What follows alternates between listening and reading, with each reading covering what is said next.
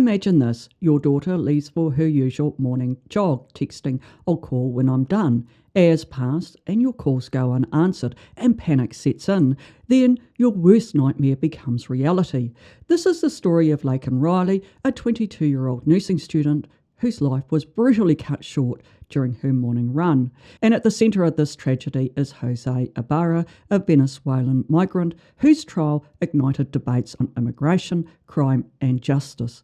This isn't just about politics or immigration policies for me. It's a personal question that's really frustrated me for a very long time. Why does violence against women continue to persist? We've been fighting this battle for years and it just feels like we're going nowhere. I'll return to this question a little later on, but in the meantime, we'll start by examining the evidence, dissecting the legal arguments, and asking the hard questions about what this case really means. So let's begin this tragic story with Laken herself, as she begins her day on the morning of February 22nd. At 9:55am, Laken texted her mother, "Good morning, about to go for a run, if you're free to talk." By 3 minutes past 9, she switched to music, and moments later a trail camera caught her running with her iPhone in hand. By 9:11 that morning, something had gone terribly wrong. Her phone placed an SOS signal and the call was cut short. Then between 9:24 and 11:47, Laken's mother called and texted her repeatedly, each unanswered message heightening her fear. She replied, "You're making me nervous," followed by desperate, "Please call me, I'm worried sick about you." Imagine being Laken's mother in that moment of what must have been pure agony, calling, texting and clinging to hope. It's a fear that no parent should ever have to endure. By noon that day, Laken's lifeless body was discovered on a wooded trail. She had been brutally murdered. The following day, Jose Ibarra, a 26-year-old undocumented Venezuelan migrant, was arrested in connection with her death. Ibarra faced multiple charges including malice murder, aggravated assault with intent to rape and tampering with evidence. But this case quickly turned to more than just a murder investigation because it helped to stoke the already heated debate across the nation about immigration policies, border security and even the safety of women in public spaces. So how did this senseless tragedy become a political flashpoint? And what does this case reveal about the deeper issues we face as a society? Please leave your thoughts below and let's talk about that in the comments section. Now turning to the court case itself, and we'll go through the prosecution and defence's theories and how they argued the case. The prosecution contended that Ibarra's attack on Laken was motivated by a desire to rape her. When she fought back, he escalated the violence, ultimately killing her with a rock. The prosecution relied on DNA evidence from under Laken's fingernails and scratches on Ibarra's arms, as well as a trail of digital breadcrumbs which placed Ibarra near the scene of the crime. This, they argued, was irrefutable signs of guilt. I think the prosecution constructed a compelling and cohesive argument. It was bolstered by strong forensic, digital and circumstantial evidence, leaving little room for alternate explanations. But was this enough to convince the court, or could the defence create doubt where none seemed possible? Well, the defence challenged the prosecution's case by arguing that it fell short of proving Ibarra's guilt beyond reasonable doubt. Instead, they proposed alternate theories, including that Ibarra's brother, Diego, could have been responsible, or that Ibarra himself may have been an accomplice after the fact. They challenged the prosecution's case on several key points and argued that DNA under Laken's fingernails didn't definitively prove Ibarra's guilt. It could have related from unrelated contact. Further, the scratches on Ibarra's arm could be explained by scenarios other than aggression, such as self-defense or even an attempt to aid Laken. While introducing Diego as a potential suspect, the defence acknowledged the absence of any footage placing him near the crime scene and therefore weakening their claim. They also argued that the brevity of Laken's 911 call and the lack of follow-up communications were highlighted by the defence as potential gaps in the prosecution's timeline. Here, the defence argued there was no direct digital evidence definitively placing Ibarra and Laken together at the time of the attack. But given these difficulties, the defence really struggled to present concrete evidence to substantiate their alternate theories.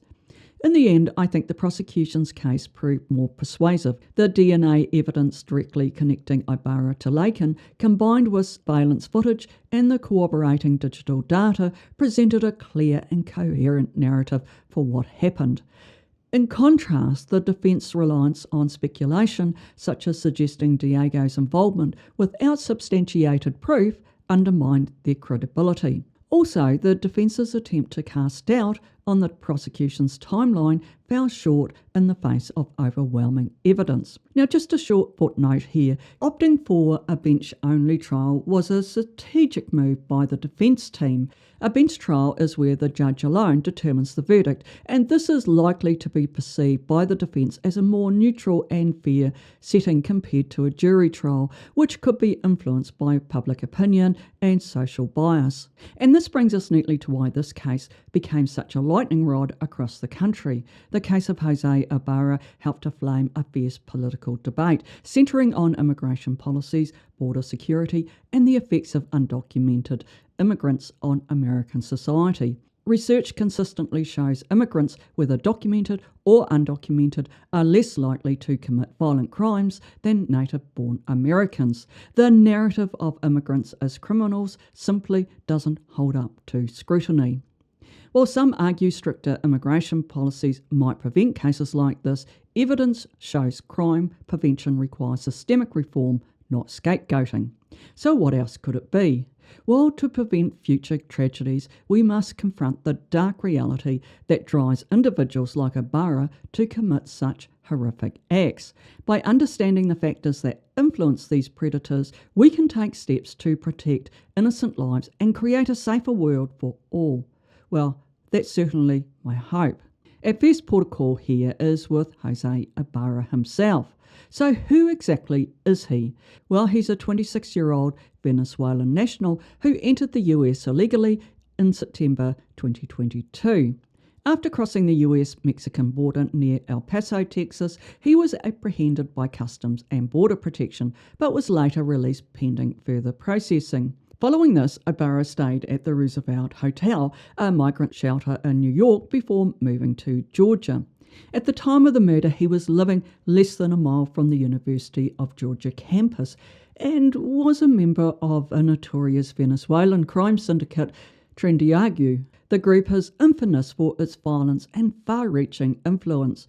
While all of this is interesting in itself, there is one thing that we can be certain of, and that was that Ibarra was a sexual predator. He likely stalked Laken Riley, seizing the moment to strike. Her courageous resistance left his DNA behind, and in the end, this was his undoing.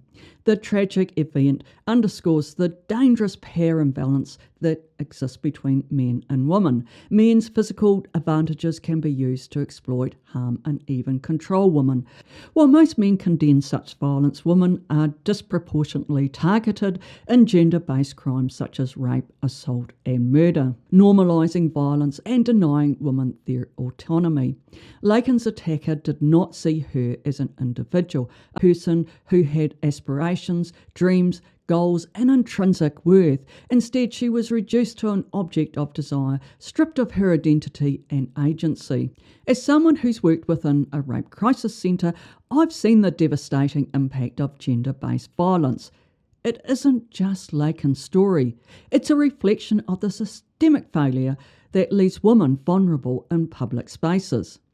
But we can challenge these norms by supporting survivors, holding perpetrators to account, and fostering a culture of respect. We must challenge these harmful norms to prevent future tragedies and work towards a more equitable society.